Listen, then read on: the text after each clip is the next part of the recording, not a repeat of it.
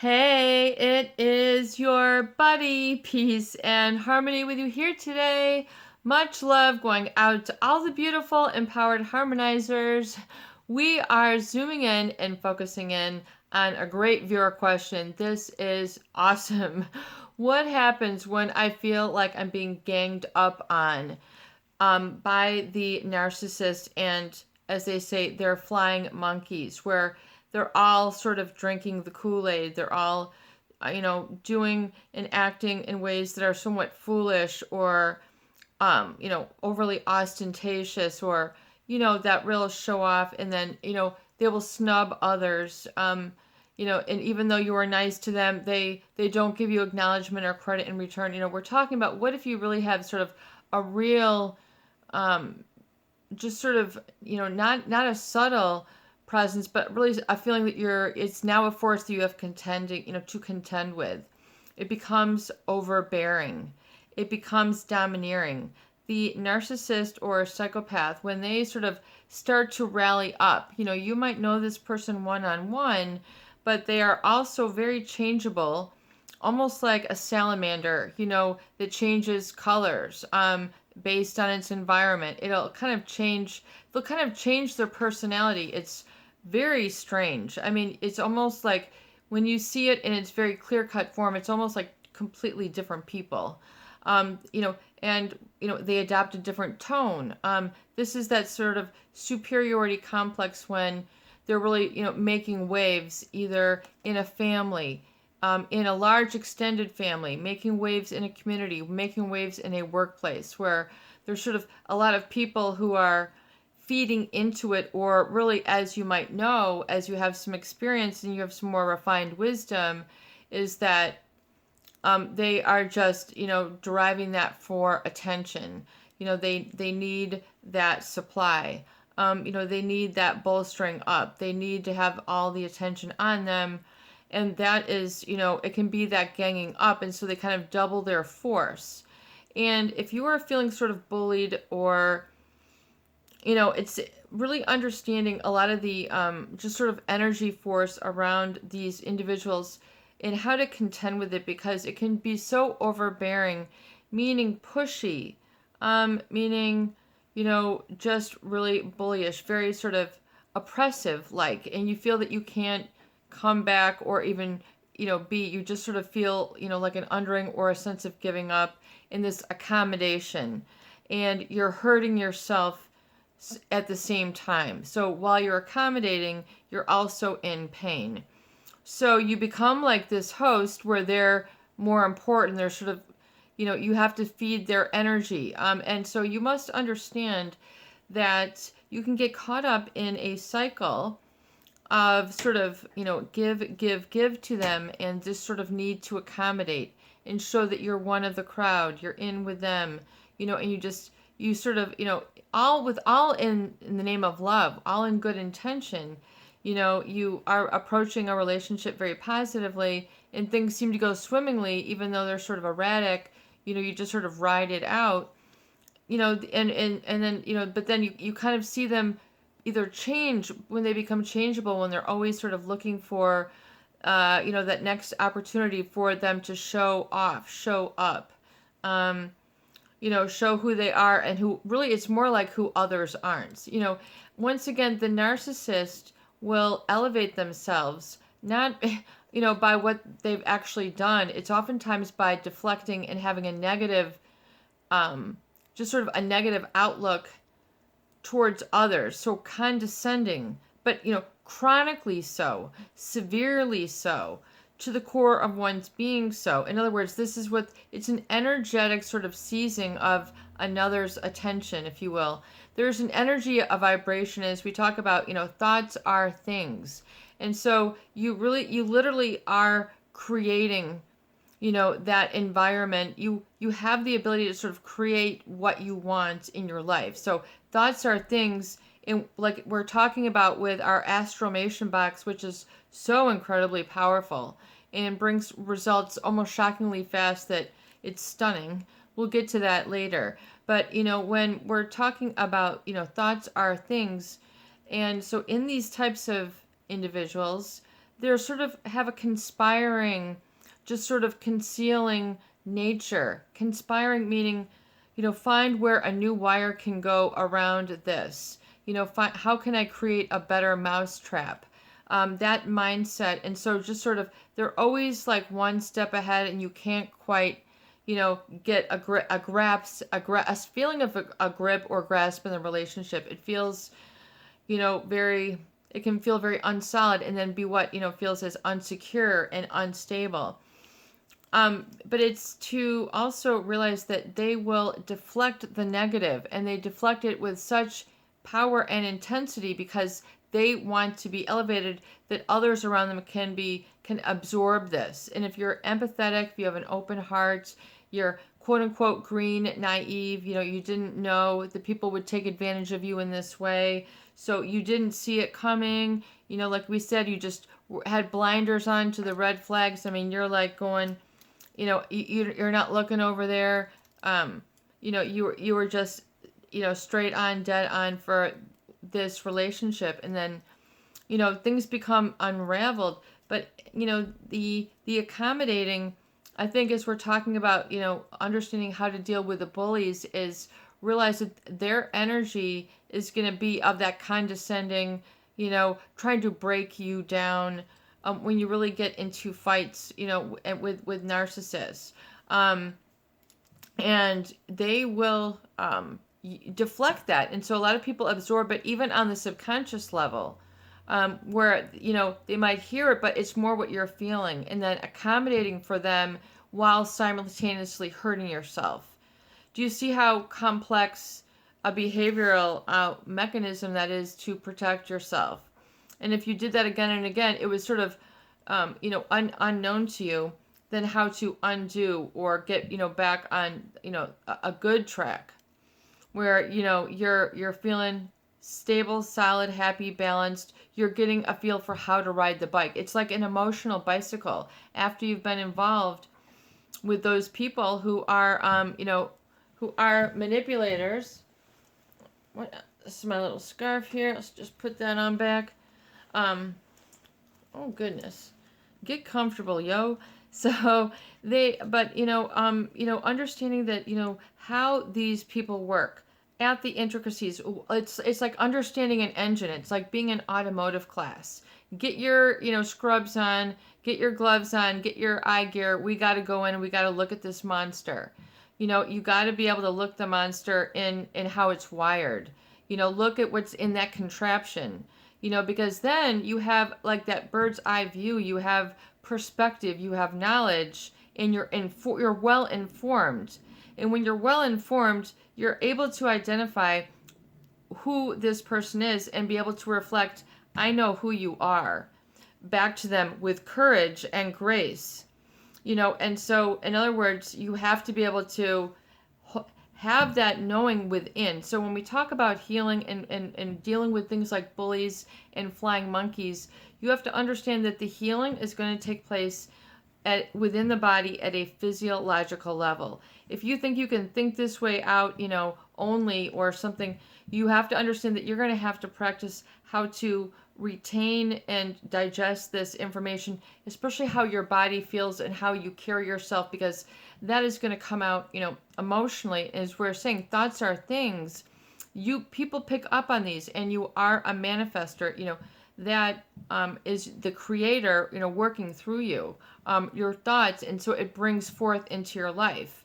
It brings forth into your life not only the physical and tangible, but also the unseen and the intangible, especially in relationships with people who are manipulators over others, who, unbeknownst to them, are thinking it's going to be just a tip. We're just going through the tulips together.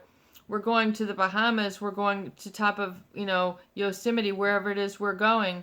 You've got your eye in this crystalline picture of how it's going to, how it's going to look and how it's going to play out. And that is all destroyed when you find out they've got this, this ability, uncanny ability to not really care how others are feeling and really pinprick out on the negative.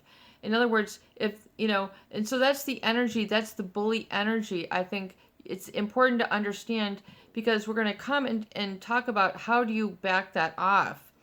And it's not with hardness, but it's going to be with softness for men and women. And so, but that is the saving grace. So just hear me out. So the reason is because as they, conspire, their thought patterns are generally different, really different than the other, bulk of society. Meaning, we have empathy neurons. We have an ability to sense somebody, and say, oh, they're really, they're a good person. They're wanting to work. They're, right here, you pick up things on people. That's their energy, so you have to understand a little bit more about yourself and life to pick up on that once again, not just say, oh, that's just the whole crowd. Learn to identify energy, how some people feel very well wired. Some people are conspirators. They've got that, predatory stare. You have to be able to suss that out and know that how thoughts are things and how that brings forth an energy is just sort of vampirism, or it sort of nets people, and it limits and restrains, but it's for their pleasure. What's very twisted is that, especially on the psychopathic level, and we're kind of bleeding this all together, but the problem with that is that when they are, going through that phase where they're really sort of, you thought you were together and they're really starting to zigzag, you don't know where each other are, it becomes that whole paranoia mystery, or, you've been harshly treated or raised by this type of person, which I know we have viewers and would love to hear from you if you've had these folks as parents, and how the family can feel like, a bully unto itself, and how do you survive in that climate, when you've got, a psychopathic parent and they're just completely, I mean, you're as good as a sponge on a tub to them. I mean, move it here, move it there, it ain't making no difference to me, but it's literally, being treated as if you're not there, and not being able to have the eye contact, not being able to have somebody near you, because their energy can be very conspiratory, and sort of, unbeknownst to you, that what seems to then make you pleasure, then it also is going to rile into your pain, rile into your sort of breaking down. And where your demise basically is really, the end point of, unfortunately, the things that they do, that are, completely shocking. How do you back that off? When it's at that level, and others just only see the faults. And that can be so frustrating, because then who do you have to align with? And so your people are then trying to look for others to become a counterforce to that force. In other words, give it right back to them. Do unto others as have been done unto you. So, the good book says, do unto others as you'd have them do unto you. Do unto others as you would have them do unto you. That's the golden rule, or one of them. And so if you're trying to react to a narcissist, when you really get ticked off or triggered, and you're on, you're launched, and you're going to have a combat attack, combatives, or you're just really riled up, or it's still just aching you. If you react to that force with a counter force, like, you've done this to me, I'm going to do this to you, and you're coming and you're trying to escalate them. I'm going to, and you find yourself, either trying to snub them, and really just, you're trying, it's like swords, clink, clink, you're starting to cross, you're starting to cross swords, you're starting to really get to, and that's when you have to back off and soften up and realize that's not the direction you want to go, even though it's very alluring. And the problem with the bully is that they're usually, the person in the center is like, has sort of this, unspoken message that you better be on my side or else. I'm the one who's got the jokes, who's got the connections, who can think us through this. The conspiratory mindset that you can feel, that's snake-like, and they see something that you don't, and so there's a real energetic disconnect. down to that quantum field energy, which then is baffling because a lot of people feel blind. And, how do I ever recover out of this? How do I regain my perspective? Well, it's important that when you're dealing with these relationships, instead of aggravating and being as a force to their counterforce because you're engaging that negativity, it's to back off of it entirely. Back off of it entirely. Just like if you were to see a balloon that was filled with air and had the knot, and then you just undid the knot and it just goes like back off of that energy. Just completely let them have it. Get it all out. It's a relaxed state. It's a deep level allow state where you can come then and realize that it's with softness rather than aggravating and coming back to them with the same energy which is causing you pain. It's to be more yielding and just let their own energy do whatever and wear itself out. Whereas the softness, there's no really inertia to it. It just has momentum because it's self-renewing and it's self-gratifying and it's just part of the life force. So it's just a being state. It's not out of balance. It's just like a grace where everything is just sort of moving but it's coming from that stillness initially. So that it's to those bullies is once you have that knowing, you're not seeing them for what they say they are. You see them really for what they are. You're able, but it's more of a knowing state that's a softness. If you could put a color to it, it might be like a rose quartz, a rose pink, a very, very pale, pastel sort of, a very light color. Have you ever felt, or just like a very softness of energy, and to rather than being the harsh, rather than being the edge, rather than being the brisk, the brusque, and what do you call it, like an emery board that just grinds people down, is they will do that until they make you stumble and fall and make you believe that you are the worst because it's their projection. Do you see how they're assigning a blame to you that does not exist, but because of the intensity of their passion and their need to be the one, they just have to be the one. As we're always saying, a narcissist, they don't want to level up, fess up, be like everybody else. And it's not just that they're, individuals, there's a superiority need where others must be condescended to. And even especially when things get going good, you're expecting that one phone call, you're expecting that one situation, you're expecting that one hello, you're expecting that one goodbye, and they just withhold. They just conceal. And, and they just bottle it up and then act as if nothing happened. And you go, whoa, there's just a lot of, Houdini going on here, and they Houdini themselves in and out of your life. That's how it feels. And you feel like you're just one of their magic, tricks or something. Or, it's because of that manipulation that you interpret them as a bully and as a force to contend with. So, in other words, you deal with it by making the decision to yield and, in other words, allow and don't be as a force to their counterforce, but to allow and be in a B state that's more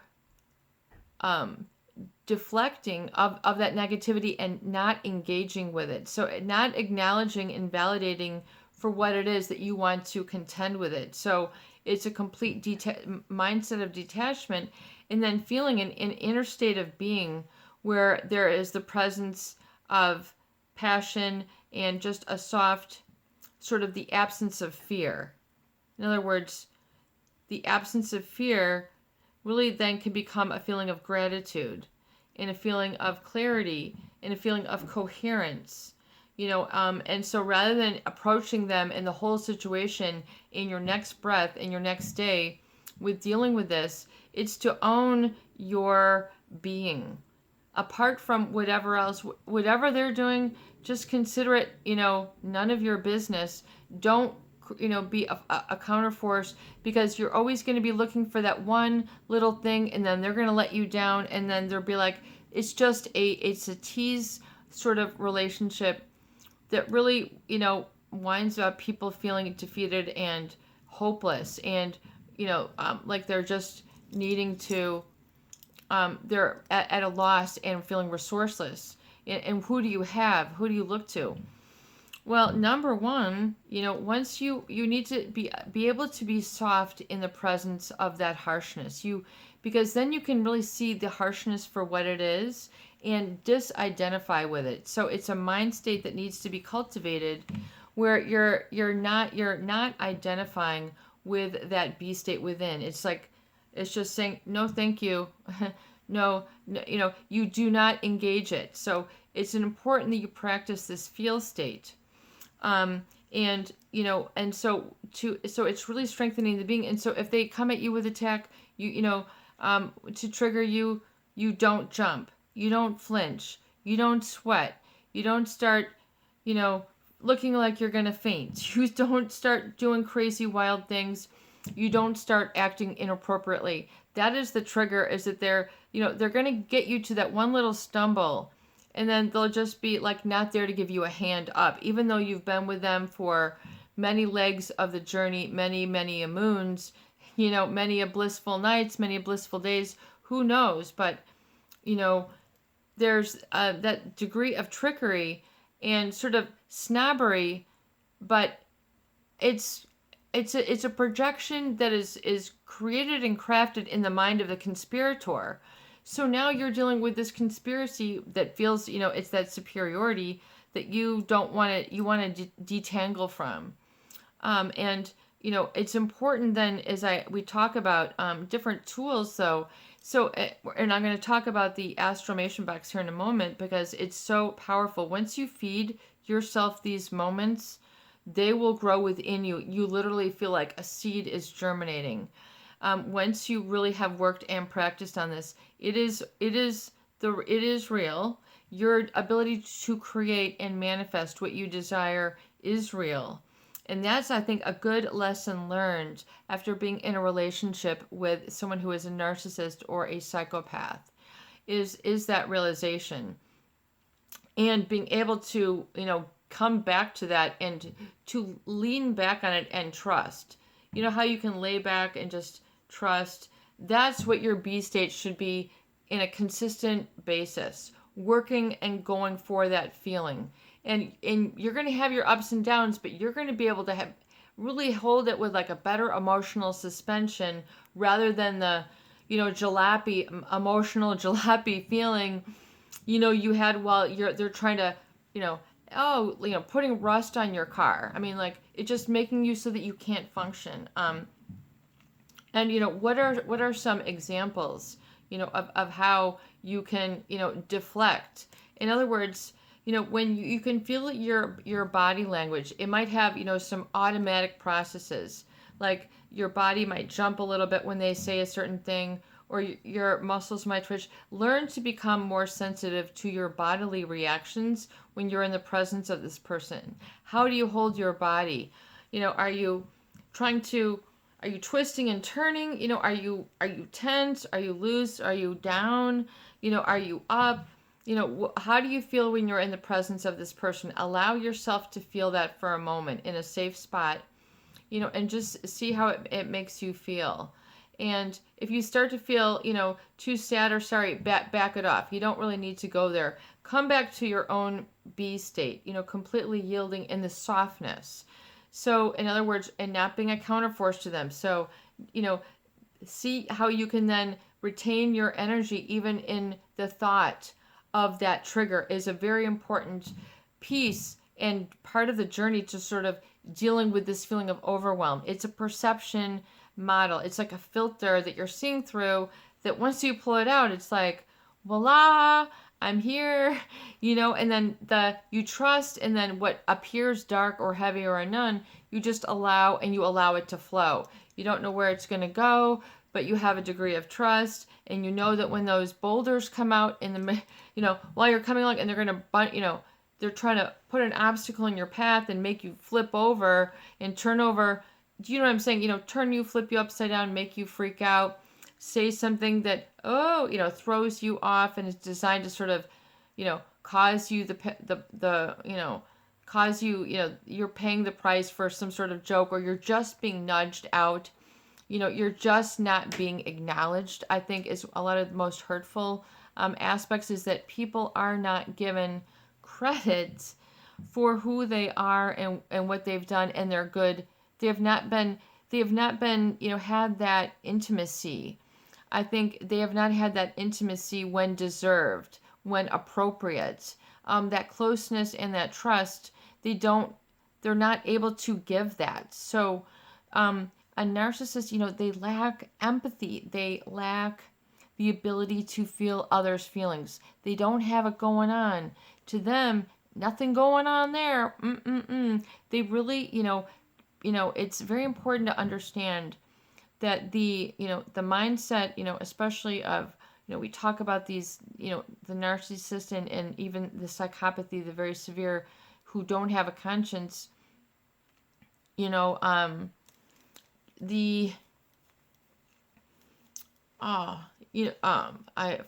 me, I just lost my train of thought.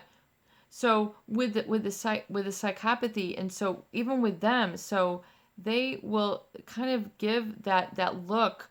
They are controlling with their looks, especially if you've encountered them from an early age, or if you're, if it was an relationship where you thought there was trust and intimacy, and then that is then destroyed. That is the problem, is that there are relationships in your life that you should have a trust, just to be, you can just have that bond, and have that eye-to-eye connection, and feel safe, and feel that you're not going to, trust that you're not going to be fooled, played with, treated with lack of integrity, disrespect. But the problem is that, those intimate moments that they try to fool you with, even in that very closeness, but then they've got that sort of, deliberately winding mind that goes off into other options, and then they sort of pull that away, and then, the feeling then is that they have not acknowledged you, and that's part of the hurt. So you have to understand the cause that creates this effective feeling that there's this overwhelming group or overwhelming energy, is to understand the cause that creates this meaning or effect. That is really getting to the deep root of it. I mean, like, we're literally like needling it out. And knowing just at that spot that because they're not giving that to you, you're not able to experience that. So it creates a sort of hiccup, if you will, an emotional hiccup or a glitch, a temporary that can be fixed glitch, if you will. So we're all familiar with that statement with computers, but it's also can happen like emotionally when you're trying to deal and fend off the situation. And then how do you it's the main thing is, how do you then become decisive and congruent with what you have going on, and to know your feelings, and not to be motivated by fear, but to be motivated by the absence of fear. The absence of fear. The absence of fear. Fear is not here. It did not show up. It did not clock in. It did not attend kindergarten. Fear ain't around. The absence, complete absence of fear. This is an important state that people need. I think it's important to then cultivate that feeling within you, the absence of fear.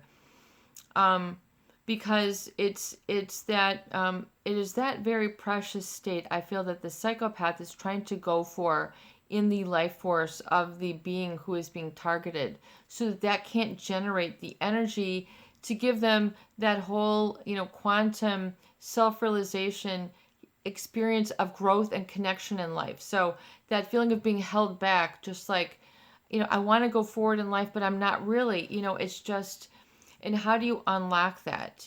That is where what we're talking about here. This is the quantum field. This is the, where you're not identifying with a whole ton of matter, meaning judgment, and that devaluation that you might have, had and processed and did not know how to process. So it really created like an emotional virus, you know. So to deal with it, once again, we're discussing really in depth here.